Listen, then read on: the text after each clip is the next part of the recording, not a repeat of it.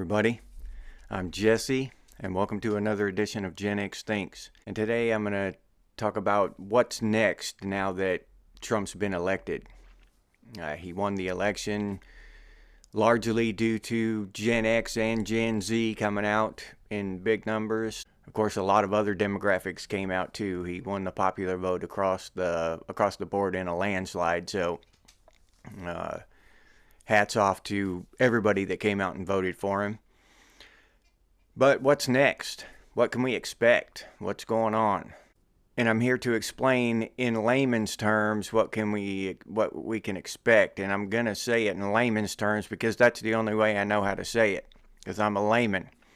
I'm just a regular dude who pays attention to this stuff because I think we can do better.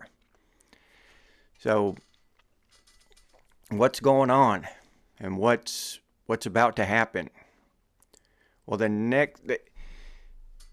next major thing that we are going to be involved in is the midterm elections. And I just read up on it a little bit. I'm not well versed in this type of stuff, but I'll give you the rundown of how I understand it to be, of what I read about it. The midterm elections, congressmen and senators and stuff are going to be up for re-election, and as a rule, the sitting president normally loses control of the House and the Senate or whatever. That's just normal what happens, like 90% of the time.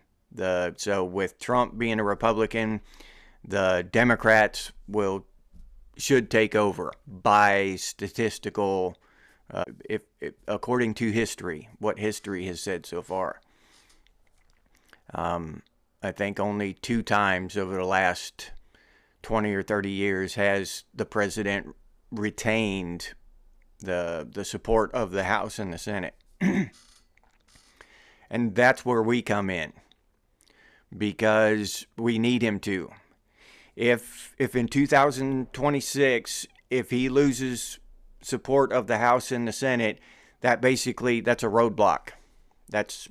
They're gonna balk him and stall him and do everything they can to stop everything he's done. So if we don't come out and vote in the midterms, basically we're cutting his administration down to 2 years. So his administration ends basically in 2026 if we don't come out. That's why it's so important that we come out and do this, because Democrats, here's how it works. And I believe, now this is my opinion, but I'm pretty sure I'm close to the mark here. Say you have 100 Democrats. They get riled up and 50% of them will come out to vote, if not more, right? So that's 50 of them. Now, if you have 1,000 just common sense libertarians, Republicans, those kind of people, but only 5% of them come out to vote, that's 50 people. So it looks like it's a tight race because your regular people don't get all emotionally charged like the radical left liberal wackadoos. We don't get all emotionally revved up and, we gotta go defend democracy. We gotta go save democracy because we know it's bullshit. We know it's democracy. We're a constitutional republic. What are you talking about? So this is what we're up against. And this last time, just, Trump getting shot at and all this stuff, I mean, it got some people emotionally charged on I'm going to say our side, because we're all in the middle. There is one side and then the other. They're both whack jobs as far as I'm concerned.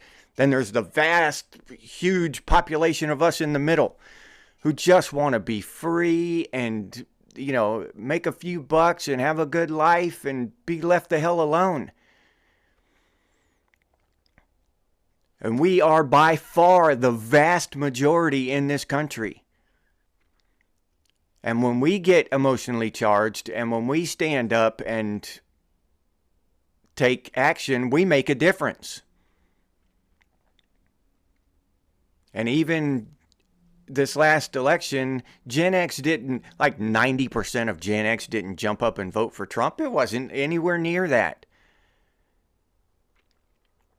It was just quite a bit bigger difference than the last election, which was like 5% and 10% or something like that.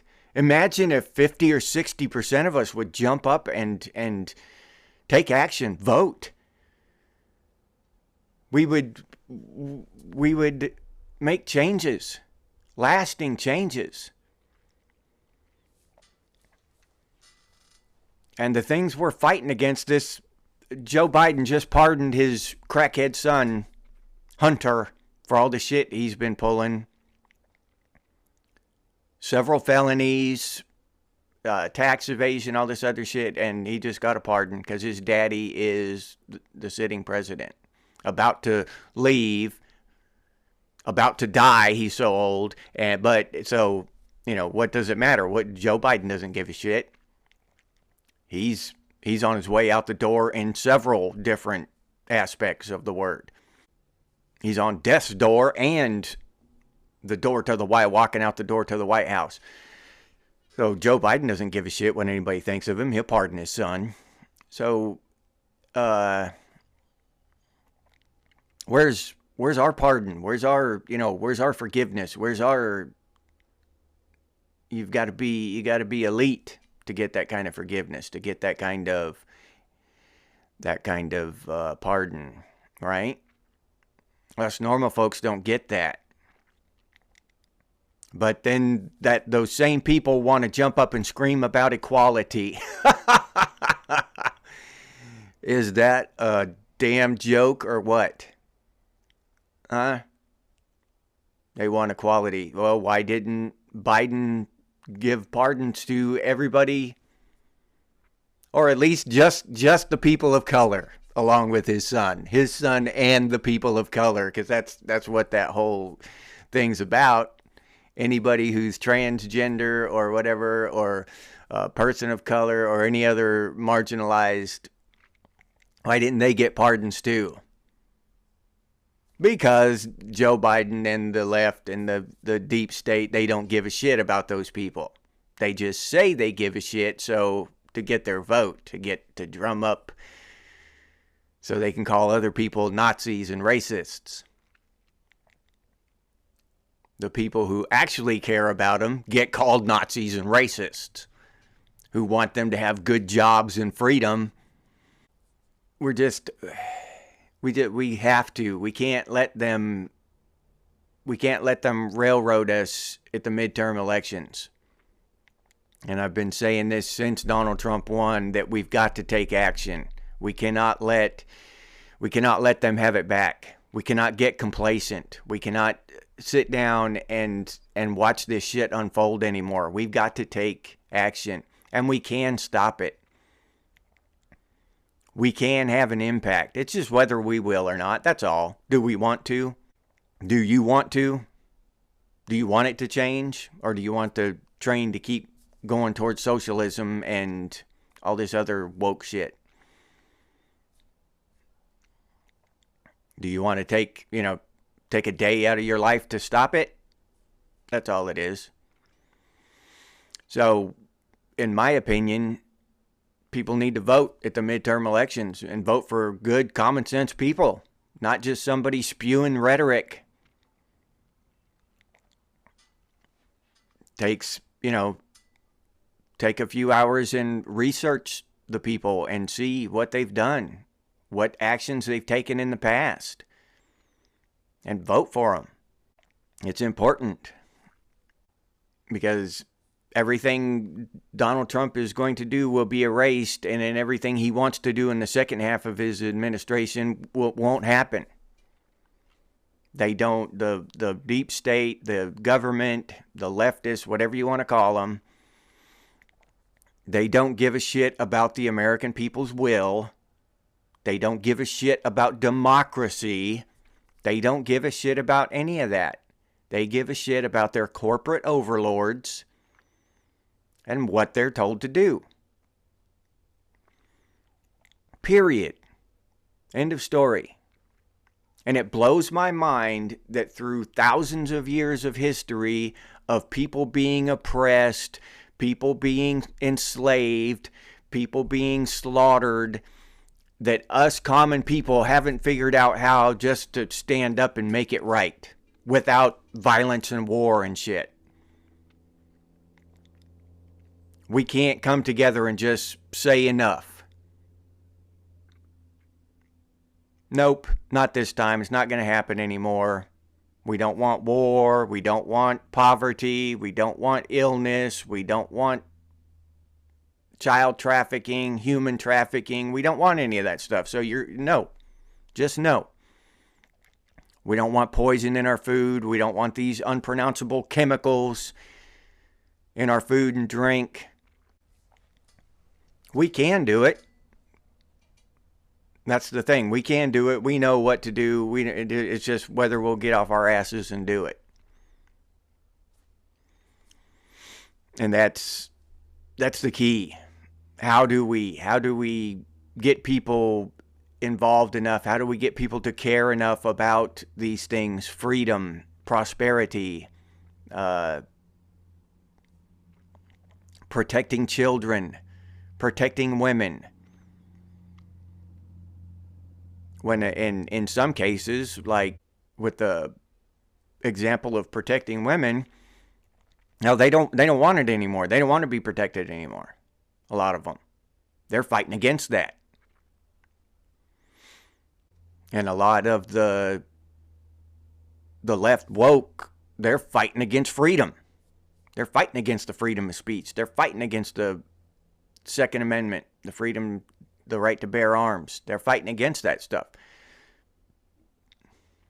So us, common sense, hardworking people in the middle, we've got to fight for it. It's not a thing where our founding fathers wrote some shit down and we just get to skate through our lives for eternity. It's a never-ending struggle.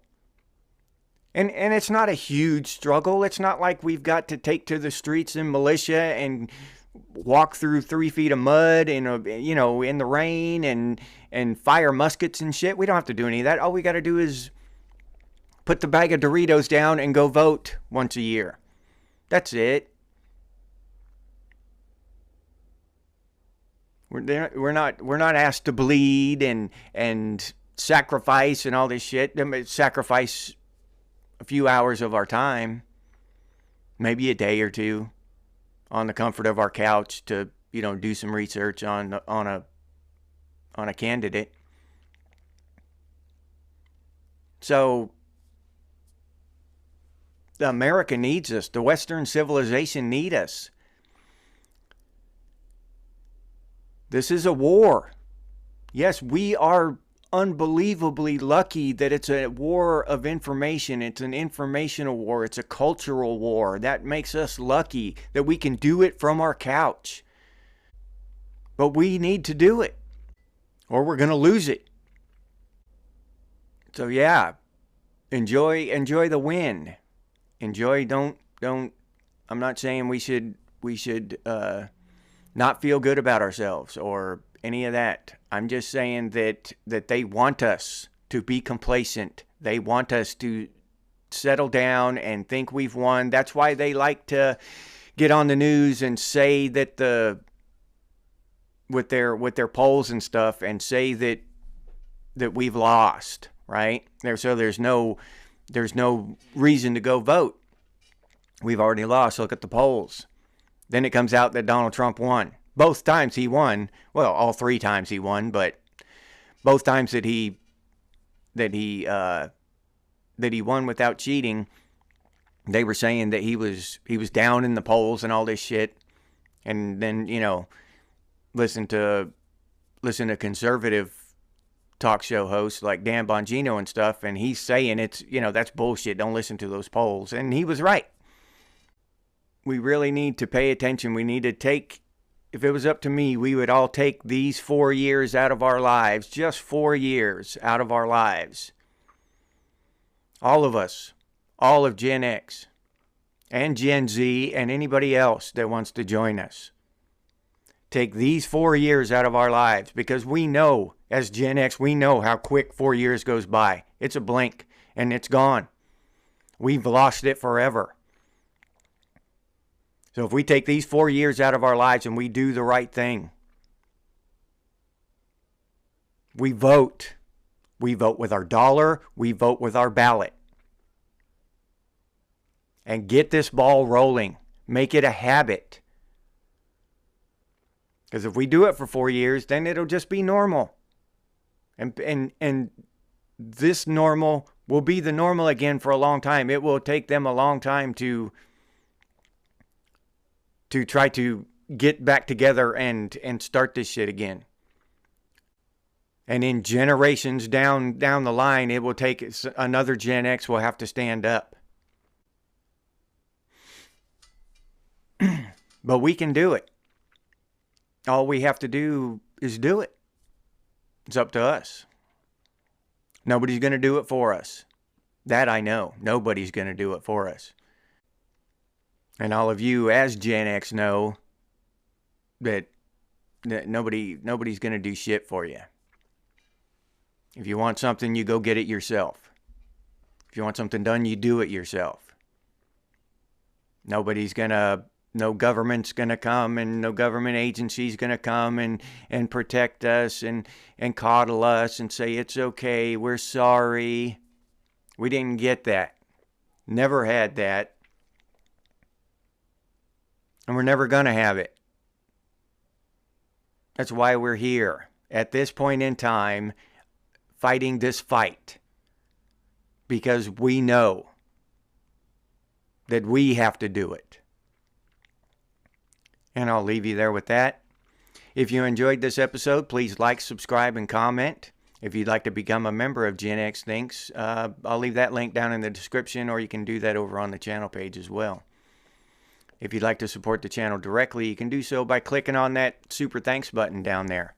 I appreciate those of you who do that. Thank you very much. Or you can head over to Buy Me a Cup of Coffee and buy me a cup of coffee. I'll put that link down in the description too. If you're interested in Gen X gear, you can head over to Redbubble and check out what we have over there. Gen X Thinks and Gen X branded stuff. T-shirts, coffee mugs, stickers, all kinds of cool stuff. I'll put that link down in the description as well. If you can't or don't want to support the channel in any of those ways, you can always do so by sharing these videos on your social media. In this cultural and informational war, that's very important. So I sincerely appreciate those of you who do that. And as always, stay frosty, Gen X, and I'll see you on the next one.